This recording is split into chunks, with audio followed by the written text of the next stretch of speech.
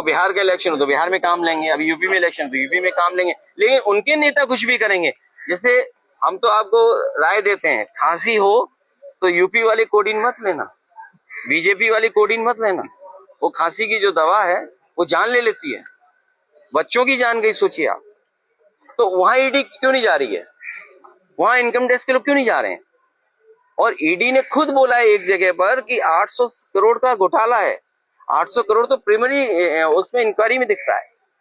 ये ED CBI वहां जाती है जहां बीजेपी को किसी को परेशान करना हो। दिल्ली के मुकाबले एक्यूआई उड़ीसा में भी बढ़ गया, दिल्ली से ज्यादा बढ़ गया, इसी माहौल ये हो रहा है इसलिए आए? नहीं, यहाँ पेड़ तो ज्यादा है लेकिन एक्यूआई क्यों बदल रहा है ये तो समझ में नहीं आ रहा। ऑटोमोबाइल की वजह से, इंडस्ट्री की वजह से दिल्ली के एक्यूआई तभी ठीक हुआ जब बीजेपी हटेगी। जी, बीजेपी यहाँ पे ट्राइबल सीएम को देके सोशल जस्टिस